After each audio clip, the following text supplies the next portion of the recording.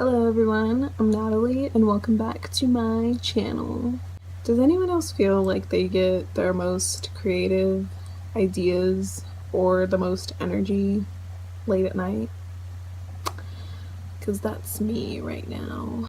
So today I want to talk about the conjunction between Venus and Neptune because it's one that has been on my mind a lot lately.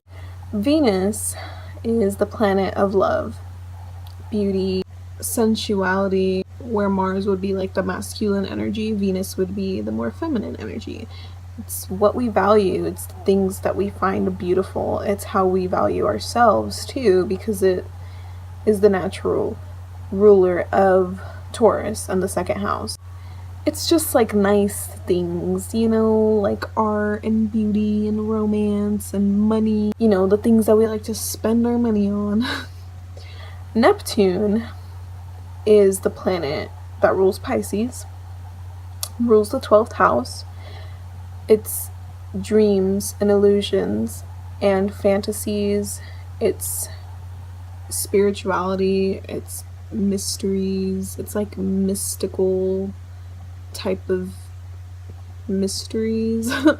It's not like the deep scary mysteries of Scorpio, but it's more like spiritual mysteries, if that makes sense.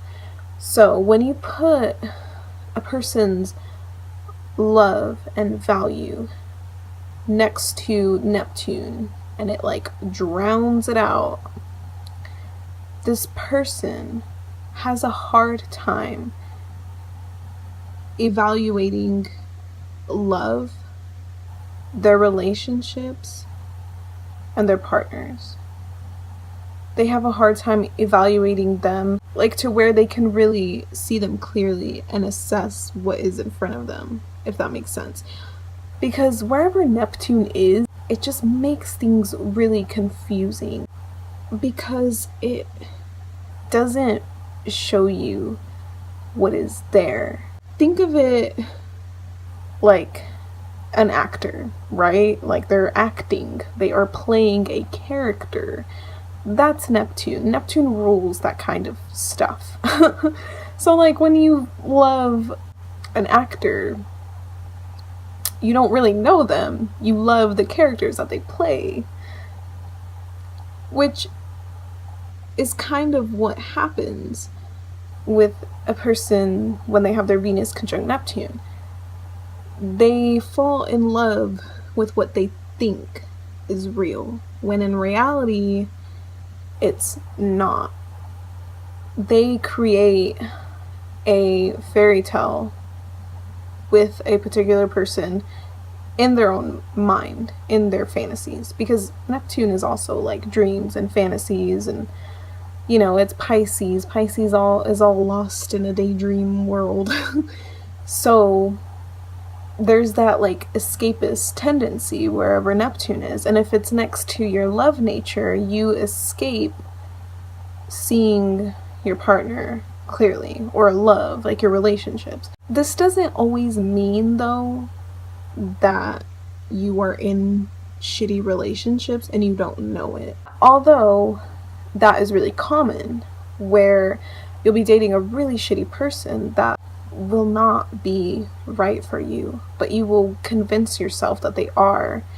And that is, you know, one of the problems with this aspect is Neptune is like rose-colored glasses. You see what you want to see, and what you want to see is perfection. So you put that onto whoever you're with, or onto your relationship itself, or onto whoever you love or admire from afar or up close, like whoever it is that you are into. You project this ideal of perfection onto them, and you will expect that of them.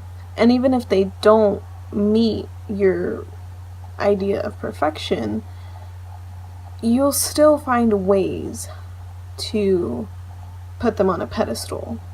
You'll find something to be like, well, they do this, but they're so beautiful, they're so attractive. but they do this, but you know what, like they're just so handsome, they do this and they're so sweet when it comes to this. Like you'll find something to like raise them up so that you don't have to deal with their flaws. You don't like that. You don't like the flaws that are in front of you. Going back to what I said, that it doesn't always mean that it's, you know, someone shitty. It could be, you know, maybe you have a good relationship, but it doesn't fit what you always imagined your relationship to be like. You know, growing up, someone with Venus conjunct Neptune, they are really romantic, very dreamy, and you really do seek love, and you really do want that. Because Neptune is so like, Neptune and Venus are so, it's like, Neptune is already the higher octave of Venus, so it's like Venus is like this, you know, artistic kind of beauty, and Neptune, you know, with its spirituality connected to that, it's like you are so inclined to things of beauty, things of art, music, and you're very moved by it, especially anything of these things that play into romance and love, you know, like romance movies, you know, or like shows. When you see like a couple on screen and they seem like they have the perfect relationship, you're like, that's what I want. That's what I want. That's it. And it's not real. That's what you have to realize. And it's hard and it hurts when someone with this aspect realizes that, when they have to grow up and realize like, oh shit, I'm in the real world where people aren't perfect and they have flaws. And it takes time, it takes maturing, and it takes, you know, sometimes it does take having to be in a shitty relationship to kind of wake you up from the Neptune spell. I'm not saying that you should be in a shitty relationship, but you know, sometimes we all need something like that to help us grow. So you can be in a very good, healthy relationship and still question it, because it's not what you always dreamed of growing up. It's not what you always dreamed you would have. It's not what you always dreamed would be real for you. But it doesn't mean that it's necessarily bad. It could be very good for you. It's just realizing how to tell. It's waking up from the Neptune delusion. And it can take years. It can take a long time before you can get out of it. But when you do, these two planets together are really beautiful, and they can be a really beautiful combination. You just have to learn, you know, within yourself, trust when you have found something good, something real, like something worth holding on to, and trust that like intuitiveness, that psychic intuitiveness, because Neptune is really psychic. When you feel that you just aren't seeing things clearly, you need to listen to that. And it'll be hard, but you know, if you see red flags from day one and you know that they are red flags, you need to really pay attention to them. Because yes, we all need, you know, the bad relationships to help us grow, but you might be able to also save yourself a lot of heartache and not let yourself get so used and taken advantage of. Because people will with this aspect. Because with this aspect, you are more willing to give of yourself, to give of your love fully. Because Neptune isn't about boundaries. Neptune dissolves.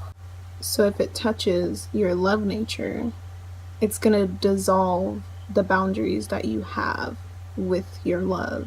The good thing, you know, once we grow into ourselves and realize what it is that we want and need, and what is real, what is true love, because you have the ability to know what true love is, because you feel it. You just have to feel it for something that's real, and not hold on to this fantasy of something that you feel is real when it's really not, if that makes sense.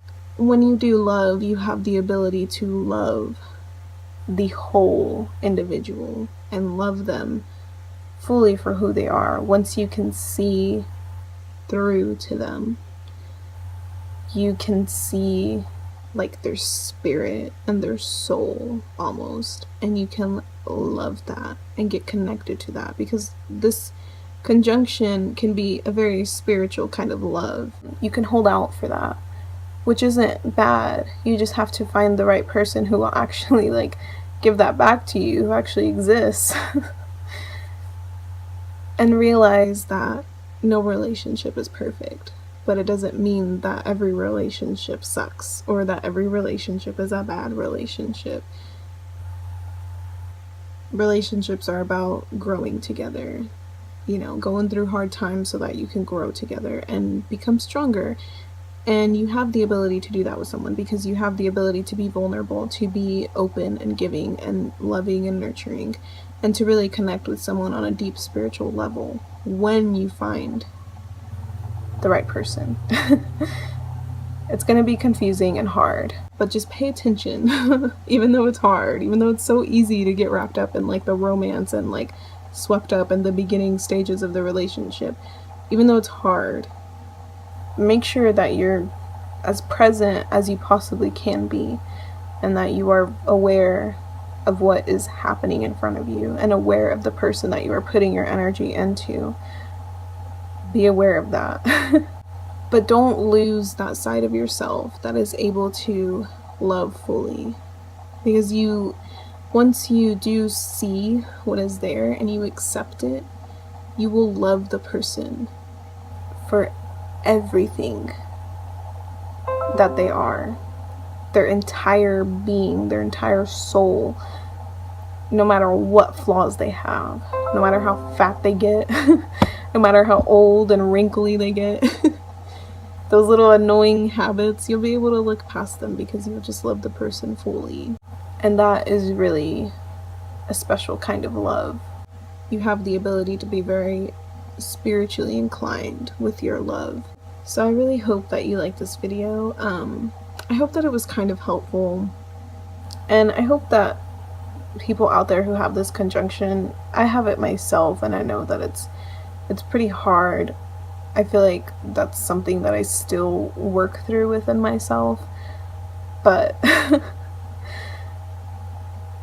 I think that people with this conjunction have the ability to love fully in a way that other people just don't really understand, because it's a very spiritual kind of love. And I think that that's special, and I think that that's important. And I think when you find someone who can appreciate that about you, I think it makes it a little bit easier to handle this aspect. But you'll definitely have to always be aware of yourself and be aware of the kind of people that you're letting into your life and the kind of relationships that you put your energy into, and learn how to evaluate them clearly from a more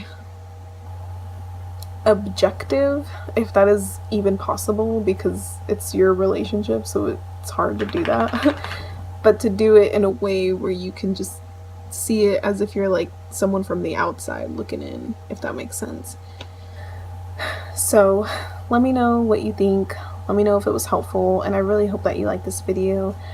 Thank you for watching.